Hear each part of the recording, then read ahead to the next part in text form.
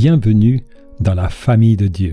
Nous avons vu dans le podcast précédent les 4 choses que Dieu veut que vous sachiez. Dans celui-ci, nous allons voir les 4 choses que Dieu veut que vous fassiez. Le christianisme, c'est avant tout être. Certaines personnes commettent l'erreur de croire que si elles font suffisamment de bonnes œuvres, Dieu les considérera comme chrétiennes. En réalité, ce n'est pas le cas. L'apôtre Paul dit dans l'épître aux Éphésiens, au chapitre 2, versets 8 et 9, que nous ne sommes pas sauvés par les œuvres, mais par la foi en Jésus-Christ. Il continue en disant que parce que nous avons été transformés, nous accomplirons par le moyen de notre nouvelle nature de bonnes œuvres. Ainsi, la parole de Dieu nous enseigne que les bonnes actions suivent la nouvelle naissance, et pas l'inverse. Dans ce podcast, le faire ne concerne pas les bonnes œuvres, mais les actes qui vous aideront à grandir comme chrétien, de manière à ce que vous viviez une vie en Dieu. Ainsi, Dieu veut que, premièrement, vous étudiez la Bible, deuxièmement, que vous priez, troisièmement, que vous vous rassemblez avec d'autres chrétiens, et quatrièmement, que vous témoignez de Jésus-Christ. Et chacune de ces 4 choses est essentielle pour que votre nouvelle vie en Jésus-Christ croisse et s'épanouisse. Voyons plus en détail ces 4 choses. Premièrement, étudiez votre Bible. La Bible est la parole de Dieu, et la parole de Dieu est une source de nourriture spirituelle très importante. L'apôtre Pierre, enseignant de nouveaux chrétiens, tels que vous, disait « Désirez comme des enfants nouveau-nés le lait pur de la parole, afin que par lui vous croissiez pour le salut. » La Bible est le lait spirituel, et la croissance spirituelle se produit généralement en relation directe avec l'étude de la Bible. Comment commence-t-on à étudier la Bible? Tout d'abord, si vous n'avez pas encore une Bible, eh bien procurez-vous-en une. Vous la considérez bientôt comme votre bien le plus précieux. Vous remarquerez qu'elle est divisée en Ancien et en Nouveau Testament. L'Ancien Testament a été écrit avant la naissance du Christ et rapporte l'histoire du peuple hébreu et de l'humanité dans ses relations avec Dieu depuis le jour de la création. Le Nouveau Testament, lui, contient des livres sur la vie de Jésus et des lettres des différents apôtres du 1er siècle, dont la plupart ont été adressées aux nouveaux chrétiens d'Asie et du bassin méditerranéen. Puisque nous vivons dans les temps du Nouveau Testament, dans cette période de grâce, c'est par lui que vous devez commencer votre étude de la Bible plutôt que par l'Ancien Testament. L'Évangile de Marc, qui est un récit concis de la vie de Jésus, est un bon livre pour commencer. Ensuite, continuez par les 2 épîtres de Paul aux Corinthiens et celle de Jean. Ce sont des écrits remarquables pour ce qui est de la vie chrétienne dans sa réalité quotidienne. Vous vous demandez peut-être quelle longueur de texte devez-vous lire chaque fois? Eh bien cela dépend de vous. Ce qui est important, c'est d'étudier la Bible et pas seulement de la lire, afin que vous assimiliez ces paroles. Par conséquent, la longueur de vos lectures est une affaire personnelle. Une habitude raisonnable est de lire au moins 1 ou 2 chapitres par jour. À vous de décider si vos lectures seront plus ou moins longues. Ce qui est important, c'est que vous preniez l'habitude d'étudier la Bible chaque jour. Il n'y a pas de meilleur moyen pour devenir un chrétien qui grandit. La mise en pratique de la parole de Dieu dans votre vie vous étonnera vite par la puissance et l'amour de notre Dieu et de notre Sauveur, Jésus-Christ. Deuxièmement, vous devez apprendre à prier. Prier, c'est être en communion avec Dieu. Exactement comme nous avons besoin de communiquer avec notre famille, nos amis ou nos collègues pour entretenir avec eux de saines relations, nous avons aussi besoin de communiquer avec Dieu pour établir des solides relations avec lui. Quelle est la nature de la prière? Certaines personnes pensent que prier, c'est seulement demander à Dieu les choses que nous désirons. Mais c'est plus que cela. L'apôtre Paul nous donne une illustration parfaite de la nature de la prière dans l'épître aux Philippiens, où il dit « Ne vous inquiétez de rien, mais en toute chose, faites connaître vos besoins à Dieu par des prières et des supplications, accompagnées d'actions de grâce. » La prière n'est pas seulement une requête, mais c'est aussi l'adoration. C'est le moment de le remercier et de lui exprimer notre joie pour tout ce qu'il a fait pour nous. Nous aimons dire merci à quelqu'un qui a fait quelque chose pour nous.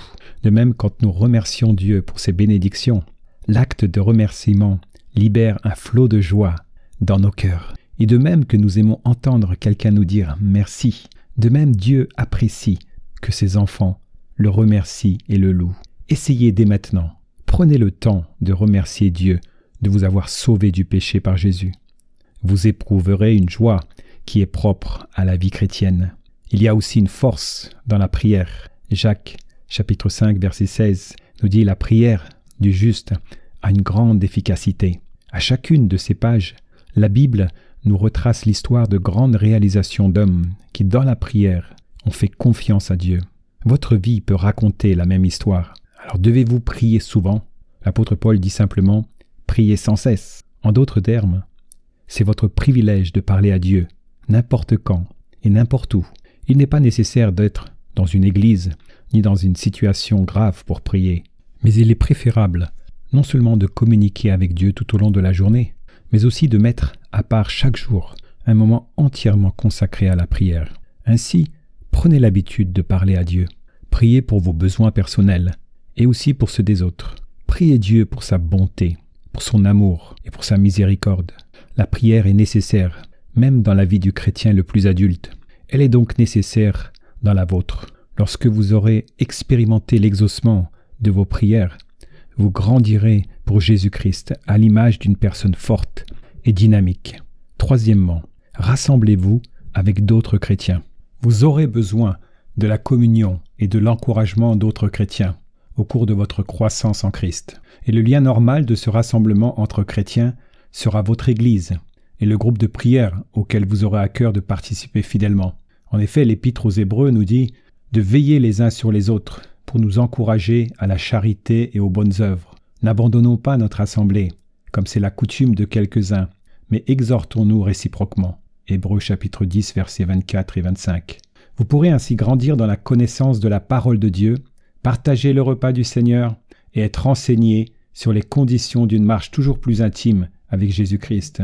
Vous pourrez aussi partager vos fardeaux et vous constaterez que souvent Dieu choisit de nous secourir à travers l'amour et la prière d'autres chrétiens.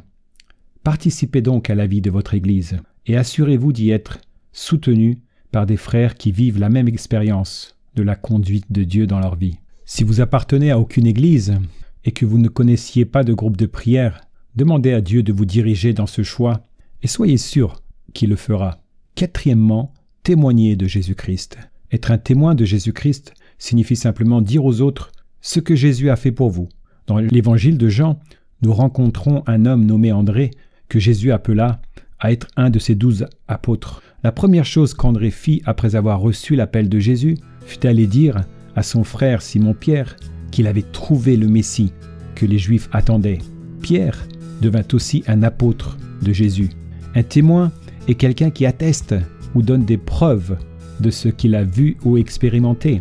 Vous pouvez témoigner auprès des autres, à la fois par vos paroles et par vos actions. Il arrive que le meilleur témoignage soit un acte. Celui qui a reçu Jésus-Christ est devenu une nouvelle créature. Il est un témoin dynamique auprès de ses amis. Mais Dieu veut aussi que nous témoignions par nos paroles. Pensez à quelqu'un avec qui vous pouvez partager votre expérience, à quelqu'un qui ne connaît pas Jésus. Ce peut être un ami ou un parent, peut-être quelqu'un de votre proche famille. Demandez à Dieu de vous aider à témoigner auprès de cette personne, et il le fera. Évidemment, le témoignage rendu à Jésus est un bienfait pour ceux à qui il s'adresse. Si personne n'avait témoigné de Jésus auprès de vous, vous ne seriez pas chrétien aujourd'hui, n'est-ce pas? Mais il y a aussi un autre bienfait attaché au témoignage. Quand vous partagez Jésus-Christ avec quelqu'un d'autre, vous recevez une bénédiction spirituelle. Peut-être que la personne n'acceptera pas Jésus comme vous l'avez fait. En fait, vous rencontrerez des gens qui riront de vous parce que vous croyez en Jésus. Mais le témoignage est une expérience spirituelle qui vous apporte joie et force pour votre vie de chrétien. Essayez, vous serez surpris de constater combien cela fortifiera votre foi et votre détermination de suivre le Christ. Ainsi, rappelons à nouveau les 4 choses que Dieu veut que vous fassiez. 1. Que vous étudiez votre Bible. 2. Que vous priez. 3. Que vous vous rassemblez avec d'autres chrétiens. Et 4. Que vous témoignez de Jésus-Christ. Toutes ces choses sont bonnes et nécessaires à la croissance chrétienne. Si vous ne les avez pas encore faites, commencez aujourd'hui et vous serez émerveillés en les pratiquant de vivre plus pleinement chaque jour. Vous expérimenterez quotidiennement la joie du Seigneur.